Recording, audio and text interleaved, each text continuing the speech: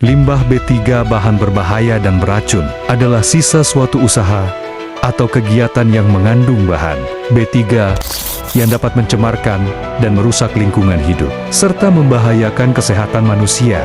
Terkait perihal tersebut, sejauh ini sebagaimana penjelasan singkat di atas, limbah dari rumah sakit bisa berupa limbah medis dan non-medis. Limbah non-medis merupakan limbah umum yang tidak berasal dari kegiatan medis, sehingga tidak mengandung bahan berbahaya atau beracun.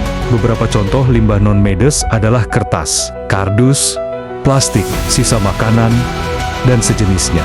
Karena itu, limbah non-medis dari rumah sakit dapat dibuang atau dikelola dengan cara yang sama seperti limbah domestik biasa. Sebaliknya, limbah medis berasal dari aktivitas medis sehingga harus diolah secara khusus dan tidak dapat dibuang ke tempat sampah biasa. Dalam menyikapi perihal tersebut, Johandi Agus selaku Kepala Bidang Pengelolaan Sampah dan Limbah B3 Dinas Lingkungan Hidup Kabupaten Belitung menjelaskan. Baik, pemirsa, masih bersama saya Farudin Victory, Belitung Televisi Berita. Nah, saat ini kami masih berada di Dinas Lingkungan Hidup Kabupaten Belitung, yang mana pada hari ini kami akan melakukan konfirmasi terkait limbah B3.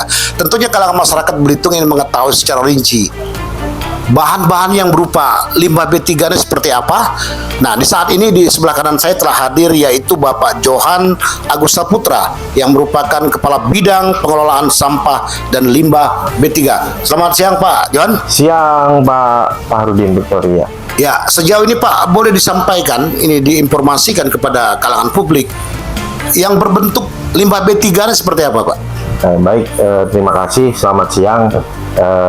Perlu kami informasikan bahwasanya kami dari bidang pengelolaan sampah limbah dan B3 Dinas Lingkungan Hidup memang sesuai dengan undang-undang dan ketentuan yang berlaku berdasarkan PP 22 tahun 2021 tentang pengelolaan dan penyegaran lingkungan hidup. Biasanya limbah B3 itu di pasal 9 banyak sekali itu yang diatur apa-apa yang mengandung limbah B3. Artinya limbah B3 itu limbah yang mengandung bahan beracun dan berbahaya seperti itu.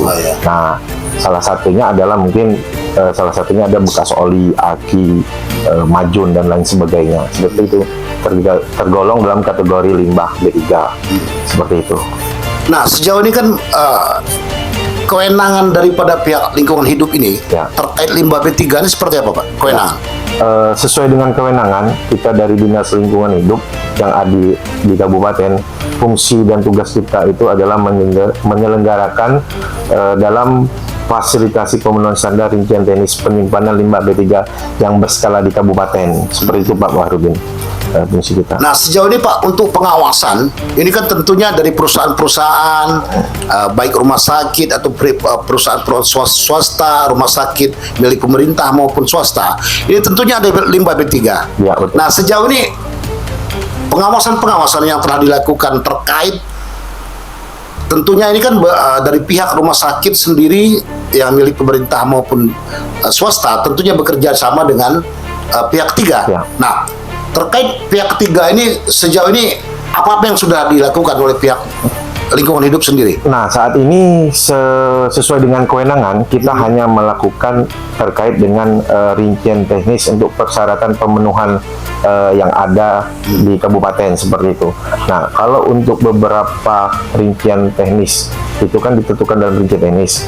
Nah, di kabupaten ini sudah ada sekitar 40 jenis usaha yang sudah mempunyai TPS LB3 yang ada di Kabupaten Belitung seperti itu. Berarti 40 daripada perusahaan-perusahaan ini telah memenuhi standar, ya, Pak? Sudah mempunyai. Dia sudah mempunyai ibaratnya izin TPS LB3-nya seperti itu Pak, ya? Izin TPS sementara limbah B3-nya seperti itu. Nah, kalau harapan Bapak sendiri terkait limbah B3 ini seperti apa? Ya, kita berharap setiap berdasarkan undang-undang dan PP kan bahwasanya setiap usaha atau perorangan yang menimbulkan limbah B3 wajib membuat rincian teknis sesuai dengan kewenangan kabupaten kan. Artinya kita berharap setiap usaha wajib memenuhi TPS LB3 itu, rincian-rincian teknisnya seperti itu. Oke, gendala-gendala yang dihadapi mungkin Pak dari pihak dinas sendiri terkait apa dalam upaya melaksanakan fungsional tugas terkait dalam konteks B3 ini seperti apa? Nah, saat ini memang kendalanya kita di pengelolaan limbah B3-nya, karena di kabupaten ini saat ini belum ada orang yang perusahaan yang melakukan pengelolaan limbah B3. Jadi saat ini limbah B3 ini masih diangkut ke luar Pulau Belitung seperti itu ya. Memang kosnya sangat besar, tetapi limbah B3 itu sedikit banyaknya harus dikelola sesuai dengan ketentuan dan aturan yang berlaku seperti itu. Berarti ini tentunya ada peluang besar bagi pihak investor Ya, yang melakukan investasi ya, dalam betul. penanggulangan B3. Ya, kita berharapnya ada investor yang masuk yang untuk mengelola khusus limbah B3 Seperti itu. Ya, gitu. Baik, demikian pemirsa tadi konfirmasi kami dengan Bapak Johan terkait limbah B3. Tentunya ini dapat menjadi inspirasi bagi kalangan masyarakat dan juga ilmu pengetahuan terkait limbah B3. Saya Farudin Victory dari Dinas Lingkungan Hidup Kabupaten Belitung, mewakili kerabat kerja yang bertugas. Kameramen Marcel Prayoga melaporkan.